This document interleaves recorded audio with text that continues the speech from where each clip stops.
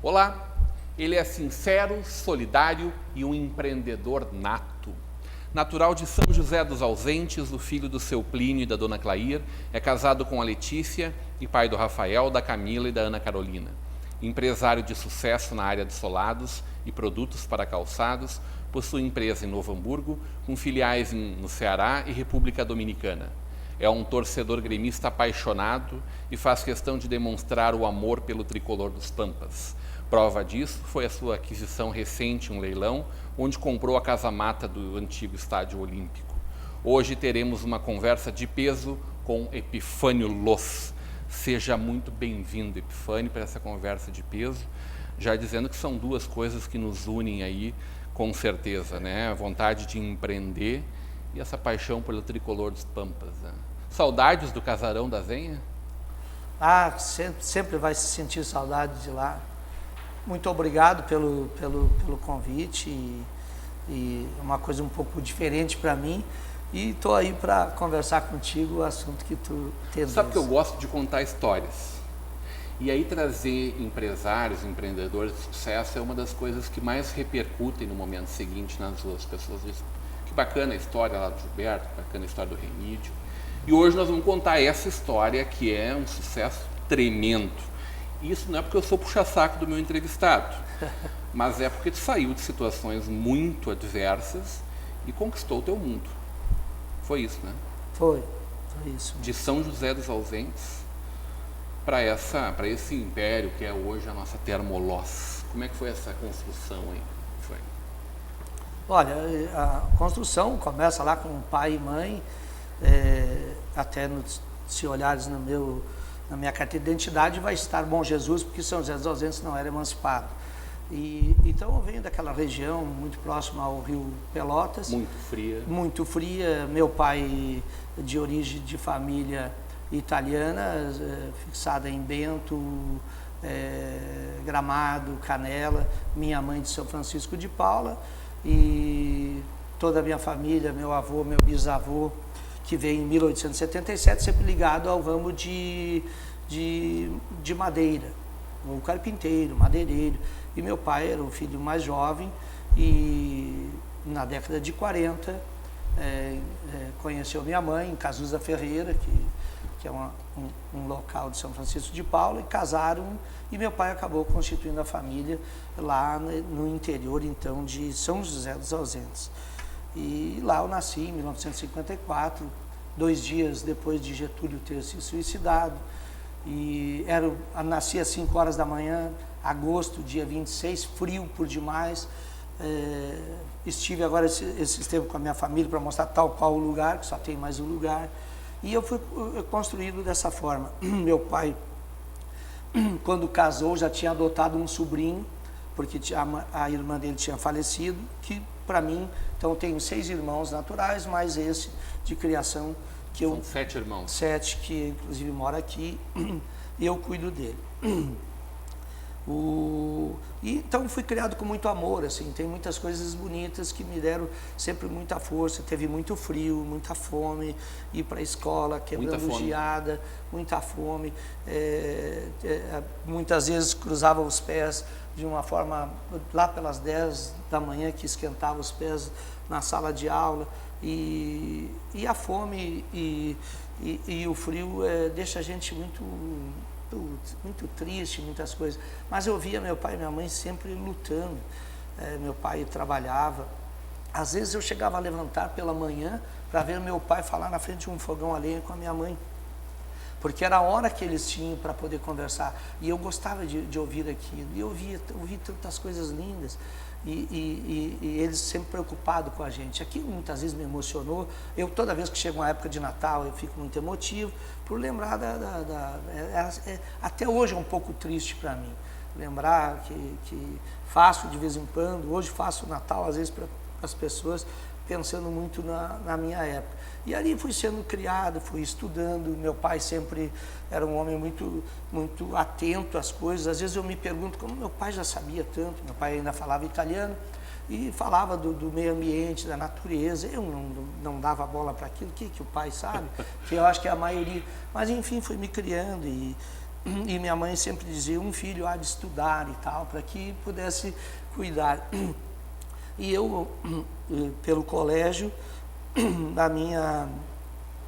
minha mãe conseguiu que um professor me desse o material escolar e conseguiu um local em São Joaquim para que eu pudesse, porque não tinha mais estudo. Vocês foram a Santa Catarina. Santa Catarina. Trocaram um frio pelo outro. Um pelo outro, andando de carona. Me lembro como se fosse hoje, minha mãe chegou numa rua pedindo para os caras parar, pode levar ele. Daí levava até um pedaço, outro levava outro, até que chegava em São Joaquim, passava numa balsa. E aquilo, até hoje eu lembro, e eu não querendo ser resistente, forte, com 13 anos, e ao mesmo tempo quando eu entrei, que a minha mãe olhou, já vi que a minha mãe meio que chorou, e até hoje eu, às vezes me emociono quando lembro disso, porque ali eu tinha deixado os irmãos, o pai, a mãe, todas as coisas, e aí eu tinha vergonha de voltar, porque eu via filhos de fazendeiros que iam estudar e voltavam, e aquilo, eu disse, não, eu tenho que ficar. Aí era o tempo da carta, eu escrevia carta, fui morar nessa pensão, trabalhava, adorava futebol, às vezes eu não podia. Você começou a trabalhar? Eu comecei a trabalhar, na verdade com os 13 anos eu limpava as churrasqueiras e trabalhava de garçom para ganhar a comida e para ganhar a condição de estudar lá em São Joaquim. O seu Enor, da Neolina, que tinha uma pensão que atendia muito assim, os motoristas de caminhão e tal. Então ali eu comecei a trabalhar. E lá eu fiquei por 4 anos, quase 4 anos, e aí terminou também o estudo lá. E minha mãe tinha uma irmã que morava aqui em Novo Hamburgo, e conseguiu então para mim vir para Novo Hamburgo. E levei muito tempo para vir, estradas eram complicadas, era sempre de carona de caminhão, atolava, tinha que ficar um dia. Teve uma vez, são coisas assim, às vezes fortes, assim, que formam Não existia BR-116? Não existia BR-2, nada. BR. São coisas que formam, às vezes, uma fortaleza de uma pessoa.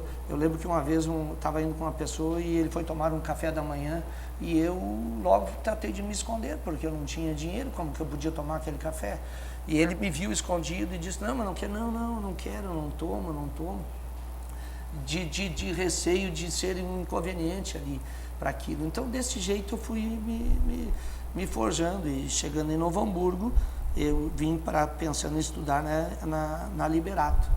E aí eu vi que eu tinha que trabalhar e eu procurei emprego todo. Cheguei em Novo Hamburgo, tinha uns 15 curtumes por aí, tinha 3 edifícios, charrua, minuano e a metade do Novo Seguro.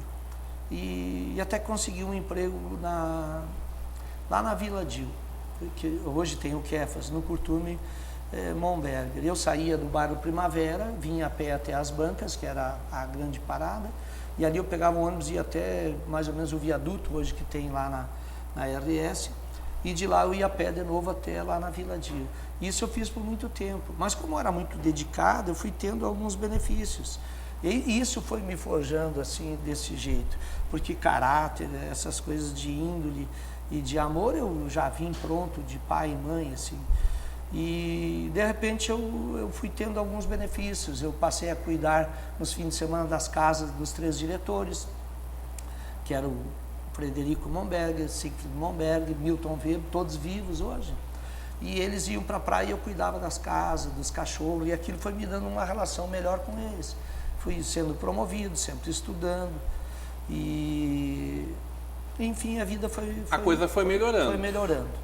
Foi melhorando, assim. E trabalhei durante 8 anos, só tive 3 empregos. E estou contando assim um pouco rápido, uma passagem. Depois eu comecei a estudar na Fevale, conheci um amigo e ele ficou muito meu amigo, gostava de mim. E Julinho, o nome dele, Júlio Roberto Schirek, e me convidou para trabalhar numa das maiores companhias da época, ou quem sabe de todos os tempos, que foi a Michel Maynard. E eu disse, mas eu não falo inglês, eu tenho um trauma de inglês, e que até é interessante a história, mas não vem o caso agora. E ele disse, não, mas você vai lá. E eu fui lá fazer uma entrevista, e era e era um americano, Steve Bradley Smith. E ele me entrevistou e perguntou, nunca, assim, ele disse,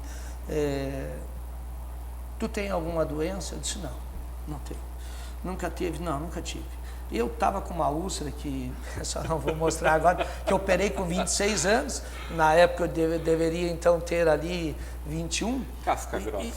E eu disse, eu não vou falar, porque eu vou perder o emprego dizendo que tem esse diabo dessa úlcera. Me cortava, que parei de estudar por aquilo, e disse, que hoje nem se opera mais úlcera. Quem me operou foi o Dr. Solon Grago Copatel, que está próximo ao Banco do Brasil, e eu disse para ele na época, doutor, se eu me tirar essa dor, se eu viver só mais 5 anos sem essa dor já está bom, veja que eu já tenho 60 anos, e então como as coisas evoluíram. E nesse sentido eu fui evoluindo, tive muita ajuda. Nessa empresa eu tive um período de 14 meses, que hoje eu mostro para meus filhos, eu ganhei aumento todos os meses, aí consegui depois comprar uma casinha, trouxe minha mãe, trouxe minha família, sem o inglês, porque eu trabalhava na área administrativa. E, enfim, ali eu me projetei um pouco, assim, muito... E depois disso resolvi trabalhar em vendas. Trabalhei em vendas, mas não me adaptei muito, embora fui bem sucedido. Foi a primeira vez que eu consegui ter 2 automóveis quando fui vendedor. Mas eu dou como referência que a coisa... E eu passei a ser vendedor de uma empresa de salto para calçado. E eu chegava sempre lá com um salto para calcular, e ele pegava aquele salto e botava numa balancinha, e pegava uma maquininha e fazia, puxava aquela manivelinha, tirava o papel, olhava e disse, tanto é o preço. E eu olhava aquilo sempre e disse, mas que coisa, que tão... E eu queria pegar, ele disse, não, anota aí. Eu anotava, ia lá no preço, às vezes dava, às vezes não dava. E um dia eu peguei um papelzinho desses. Num lixinho e fui olhar. Ele colocava o peso, o preço, que depois eu logo fui vendo que era o preço da matéria-prima, vezes 3. Eu pensei, puxa, mas será que é tão fácil ter uma empresa? Eu vou pensar, então, eu vendi minha casa, eu tinha um chalé na Gomes Portinho, vendi, fui morar de aluguel e comecei uma empresa. E comprei 2 injetores e comecei uma empresa. Isso em 1982. E com um sócio. Tivemos a empresa por uns 9 anos, depois nos separamos. Isso nos bons tempos do calçado. Nos bons tempos, no auge da inflação também, mas tinha muita exportação.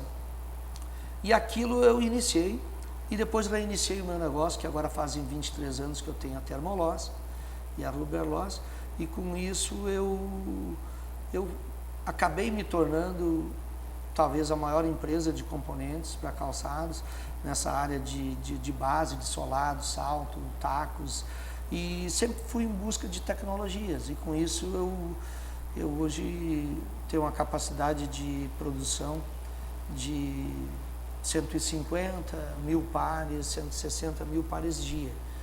E desta forma, é uma empresa minha familiar, me relaciono bem. Os filhos trabalham hoje contigo? Trabalham comigo, o Rafael e a Camila. Eu tenho uma relação muito... Até enquanto tinha 50 empregados, eu sabia o nome, eu conversava com quase todos eles. Sempre tive uma relação muito próxima com o empregado, nunca tive problemas com o sindicato, mesmo que eu via, assim, porque eu respeito muito, até porque eu venho disso. Eu sempre que me ponho numa posição mesmo de reclamar de alguém, eu antes de proferir a palavra, eu me ponho, se eu estivesse ali, como eu gostaria de ouvir uma reclamação. Então isso eu acho que é um respeito pelo ser humano, isso me ajudou muito na vida, a ter boas relações. Enfim, eu me sinto... Eu quero saber como é o nome desse motorzinho aí que faz isso tudo acontecer. Essa busca por mais tecnologia, por um dia seguinte melhor. Tu vai me responder isso logo depois do nosso intervalo. Hoje numa conversa de peso com o empresário Epifânio Loss.